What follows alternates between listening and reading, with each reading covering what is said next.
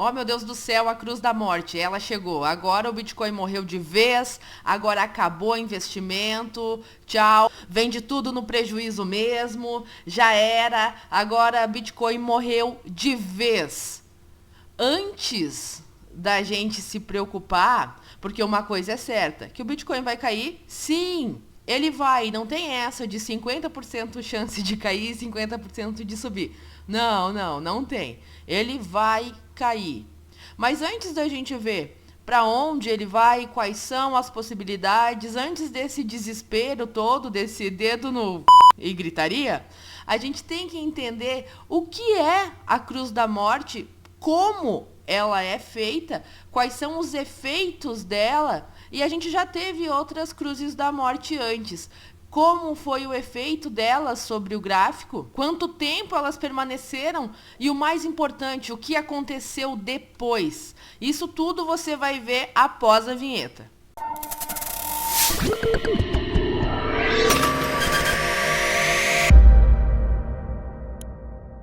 Antes de qualquer coisa, o que é a cruz da morte?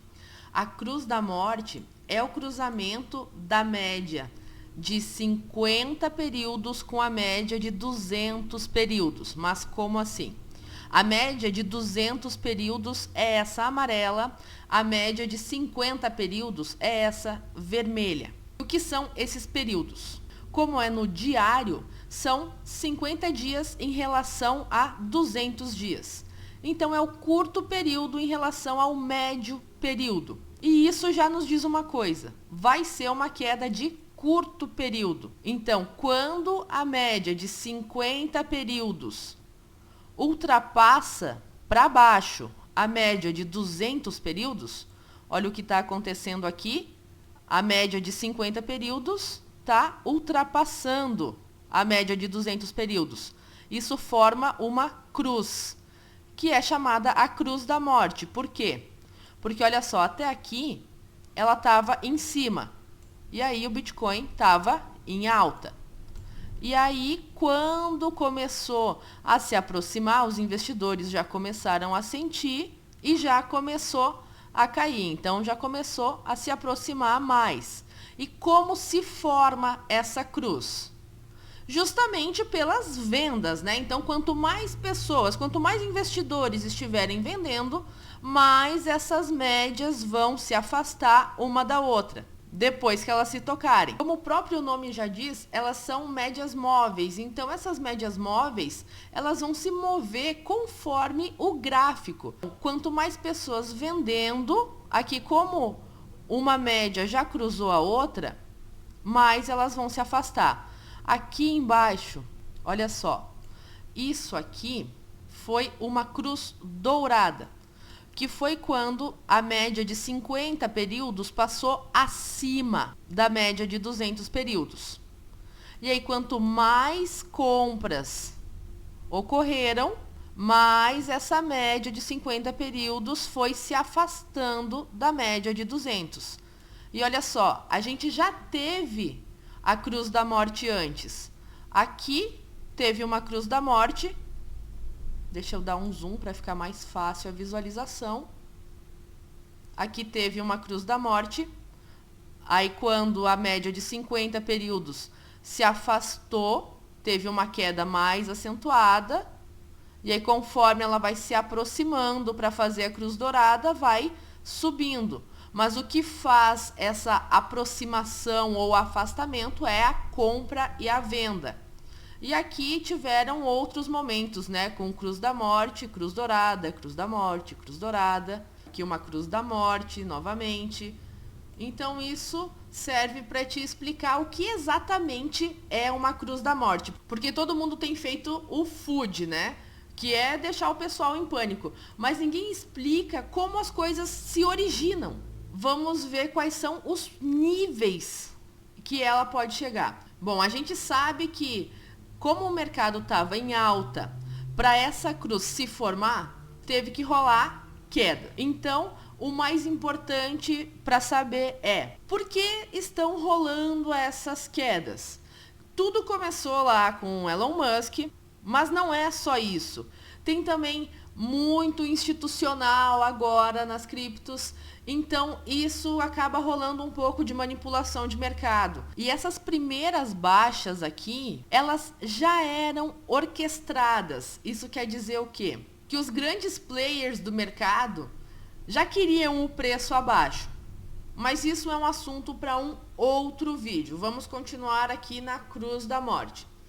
Aí depois disso, essas médias já vinham se aproximando. Então os grandes investidores já vinham notando que essa cruz estava para se formar. Por isso que ocorreram alguns topos aqui, mas não ia acima. Então, o que se espera? A confirmação da cruz, que agora já está confirmada. Depois disso, a volta, para que ela possa, então, reverter e fazer a cruz dourada e reiniciar o movimento de alta. Então, não tem o porquê de um motivo de pânico. Mas essas vendas maiores, mais massivas que estão ocorrendo agora, elas não estão acontecendo por grandes players institucionais só. Grande parte disso vem da proibição da mineração da China. Porque a China tem feito muito FUD, que é criar medo no investidor. Mas não é só isso, eles também desligaram energia de várias fazendas de mineração que estão tendo que se mudar. E com essa mudança, os mineradores, além de ter que desligar as máquinas nesse período, fazendo cair drasticamente o hash rate, também vão ter custos. E esses custos, como eles vão arcar? Vendendo parte dos seus bitcoins. Afinal, o que você faria no lugar deles? Bom, e aí, dadas as circunstâncias, temos aí a Cruz da Morte. E as médias geralmente desempenham um papel muito importante. Por exemplo, aqui, olha só como elas seguram bem como suporte. Se a gente olhar rapidamente nesses pontos, aqui nesse outro ponto, aqui ela furou, né? O suporte rapidamente voltou acima da média. E aqui é o ponto onde começa a se originar a cruz e ela fica abaixo. E é isso que eu quero te mostrar aqui. Nessa linha roxa a gente tem a média de 1000 períodos, que é um suporte fortíssimo. Provavelmente seja um dos últimos alvos de queda. E o valor aproximado dessa média móvel coincide nos $20.000. Agora, se a gente for olhar no gráfico mensal, antes de traçar a Fibonacci, olha só, a gente teve 6 velas de subida. A gente está no gráfico mensal, isso quer dizer 6 meses de alta sem nenhuma correção. Era visto que quando corrigisse ia ser muito forte. E isso ainda é correção, isso não configura bear market. E eu já vou te mostrar o porquê não configura. Na Fibo, aqui no gráfico mensal, tem a Fibo 38, que é uma Fibo importantíssima, que ele acabou de tocar. Então, ele está segurando aqui na Fibo 38, que era um dos alvos. Então, quando ele iniciou a queda, o primeiro alvo era a Fibo 78, o segundo a Fibo 61, o terceiro a Fibo 38, que ele acabou de bater. Mas falando em relação à Cruz da Morte, esse aqui é o primeiro alvo. Então, a gente vai ter aqui o primeiro alvo. Esse aqui eu vou ajustar em cima deste topo. Agora eu quero te mostrar uma coisa no gráfico semanal. No gráfico semanal, os mesmos períodos. Essa média é de 50 períodos, essa média é de 200 períodos. A gente tem Cruz da Morte aqui? Não tem.